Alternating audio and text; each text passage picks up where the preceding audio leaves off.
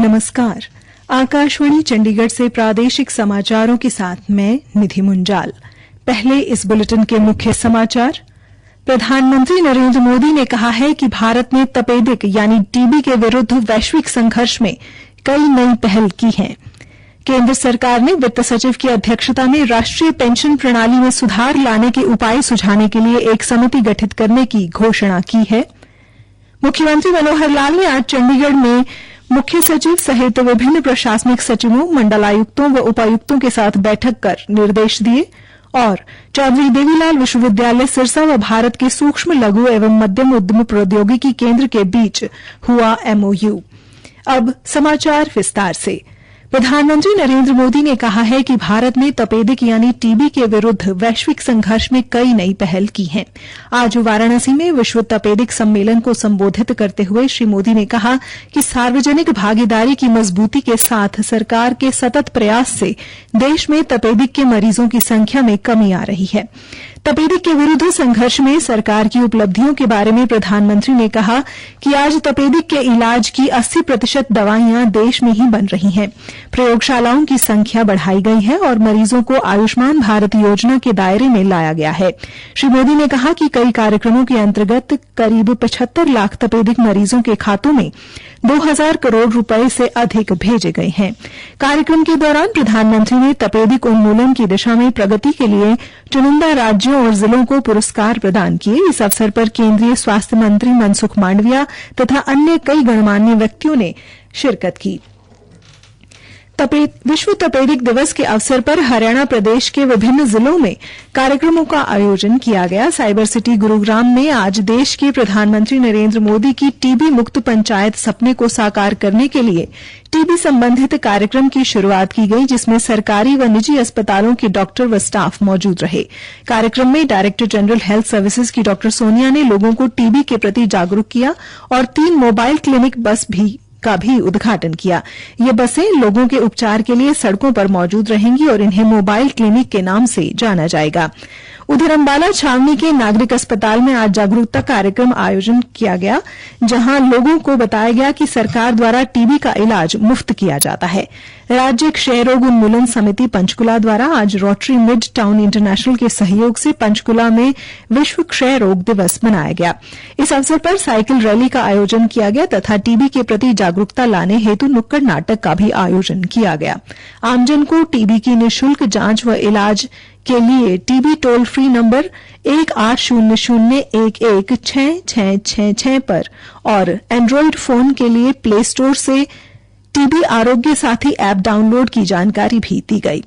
विश्व टीबी दिवस के अवसर पर शुक्रवार को भिवानी के चौधरी बंसीलाल राजकीय सामान्य अस्पताल में एक कार्यक्रम का आयोजन किया गया। इस मौके पर भिवानी के विधायक घनश्याम सराफ ने जिला को टीबी मुक्त बनाने के अभियान में अपना सहयोग देने वाली सामाजिक संस्थाओं व स्टाफ सदस्यों को सम्मानित भी किया। उधर रोहतक में पीजीआईएमएस में जागरूकता कार्यक्रम का आयोजन किया गया, जिसमें सरकार की ओर से चलाए जा रहे कार्यक्रमों की भी जानकारी दी गई। इस कार्यक्रम की अध्यक्षता पीजीआईएमएस रोहतक के निदेशक डॉ शमशेर सिंह लोचब ने की। साथ ही फरीदाबाद के सराय ख्वाजा में एक राजकीय विद्यालय में क्षय रोग के लक्षण व प्रकार बताकर जागरूकता कार्यक्रम का आयोजन किया गया। इस अवसर पर टीबी लाइलाज नहीं है का संदेश भी दिया गया। सरकार ने वित्त सचिव की अध्यक्षता में राष्ट्रीय पेंशन प्रणाली में सुधार लाने के उपाय सुझाने के लिए एक समिति गठित करने की घोषणा की है। लोकसभा में वित्त विधेयक 2023 को आगे बढ़ाते हुए वित्त मंत्री निर्मला सीतारमण ने कहा कि राष्ट्रीय पेंशन प्रणाली में सुधार लाने संबंधी कई अधिवेशन प्राप्त हुए हैं। उन्होंने कहा कि यह समिति पेंशन के मुद्दे पर विचार करेगी और एक प्रस्ताव लाएगी। ये प्रस्ताव कर्मचारियों की वित्तीय सावधानी सुनिश्चित करने वाली आवश्यकताओं को संबोधित करेगा। उन्होंने कहा कि केंद्र और राज्य सरकारों की स्वीकृति के लिए नए प्रस्ताव की रूपरेखा तैयार की जाएगी। कांग्रेस नेता राहुल गांधी की लोकसभा सदस्यता रद्द कर दी गई है। लोकसभा सचिवालय की अधिसूचना के अनुसार इस वर्ष 23 मार्च से उन्हें लोकसभा सदस्यता के अयोग्य घोषित कर दिया गया है। गुजरात में सूरत की अदालत ने उन्हें एक विवादित बयान के मामले में दोषी करार देते हुए 2 वर्ष की सजा सुनाई थी। श्री राहुल गांधी केरल के वायनाड संसदीय क्षेत्र से लोकसभा के लिए चुने गए थे। प्रादेशिक समाचार आकाशवाणी चंडीगढ़ से प्रसारित किए जा रहे हैं। हमारे राष्ट्रीय बुलेटिनों और ताजा समाचारों के लिए आप हमारी वेबसाइट newsonair.nic.in पर लॉग कर सकते हैं। हरियाणा के मुख्यमंत्री मनोहर लाल ने कहा कि सरकार द्वारा बनाई गई किसी भी कल्याणकारी योजना के क्रियान्वयन में अधिकारियों की अहम भूमिका होती है, इसलिए अधिकारी ये सुनिश्चित करने के लिए कर्तव्यबद्ध हैं कि राज्य सरकार की कल्याणकारी योजनाओं का लाभ जमीनी स्तर तक पहुंचे। मुख्यमंत्री आज चंडीगढ़ में मुख्य सचिव संजीव कौशल, विभिन्न प्रशासनिक सचिवों, मंडल आयुक्तों व उपायुक्तों के साथ विभिन्न महत्वपूर्ण योजनाओं और परियोजनाओं की समीक्षा बैठक की अध्यक्षता कर रहे थे। बैठक के दौरान मुख्यमंत्री ने बेमौसम बारिश व ओलावृष्टि के कारण खराब हुई फसलों की विशेष गिरदावरी 15 अप्रैल तक पूरा करने के निर्देश दिए ताकि किसानों को मई माह तक पूरा मुआवजा वितरित किया जा सके। मुख्यमंत्री ने अधिकारियों को नियमित रूप से फील्ड का दौरा करने तथा रोजाना 11 से दोपहर 1 बजे तक कम से कम 2 घंटे जनता से मिलकर उनकी समस्याओं को सुनने के लिए निर्धारित करने के निर्देश दिए। बैठक में ग्राम स्तर पर स्वच्छता अभियान चलाने के लिए 200 करोड़ रुपए के बजट को भी मंजूरी दी गई। इसके अलावा बैठक के दौरान परिवार पहचान पत्र, वृद्धावस्था पेंशन योजना, मुख्यमंत्री अंत्योदय परिवार उत्थान योजना सहित विभिन्न महत्वपूर्ण योजनाओं की विस्तृत समीक्षा भी की गई। हरियाणा विद्यालय शिक्षा बोर्ड द्वारा शैक्षिक सत्र 2023-24 के लिए कक्षा 9वीं से 12वीं के विस्तृत पाठ्यक्रम, प्रश्नपत्र डिजाइन, सैंपल प्रश्नपत्र व विस्तृत मूल्यांकन योजना को तैयार करने के लिए आज अंतिम चरण की बैठक का आयोजन किया गया। प्रदेश भर में शिक्षा से जुड़े करीब 50 विषय विशेषज्ञों एवं मुख्य संसाधन व्यक्तियों द्वारा भाग लिया गया। इस मौके पर हरियाणा विद्यालय शिक्षा बोर्ड अध्यक्ष डॉ वीपी यादव ने कहा कि आज का अध्यापक कक्षा में विद्यार्थी की बौद्धिक क्षमता के अनुरूप ही पाठ योजना तैयार करके अध्यापन करवाएं ताकि विद्यार्थियों की तर्कशीलता के आधार भी बढ़े, जैसा कि राष्ट्रीय शिक्षा नीति 2020 में इस बात की आवश्यकता महसूस की गई है। चौधरी देवीलाल विश्वविद्यालय सिरसा व भारत के सूक्ष्म, लघु एवं मध्यम उद्यम प्रौद्योगिकी केंद्र के बीच आज विश्वविद्यालय के विद्यार्थियों के औद्योगिक प्रशिक्षण, कौशल अभिवृद्धि, उद्यमिता, कौशल विकास, नवोन्मेष उन्मूलन के लिए करार पत्र यानी एमओयू पर हस्ताक्षर हुए। सीडीएलयू के कुलपति प्रोफेसर अजमेर सिंह मलिक की उपस्थिति में कुलसचिव डॉ राजेश कुमार बंसल व सूक्ष्म, लघु एवं मध्यम उद्यम केंद्र के उप महाप्रबंधक अश्विनी कांत ने समझौते पर हस्ताक्षर किए। आजादी के अमृत महोत्सव की श्रृंखला में सूचना, जनसंपर्क, भाषा एवं संस्कृति विभाग के तत्वावधान में एसए जैन कॉलेज अम्बाला शहर में आज सांस्कृतिक कार्यक्रम का आयोजन किया गया।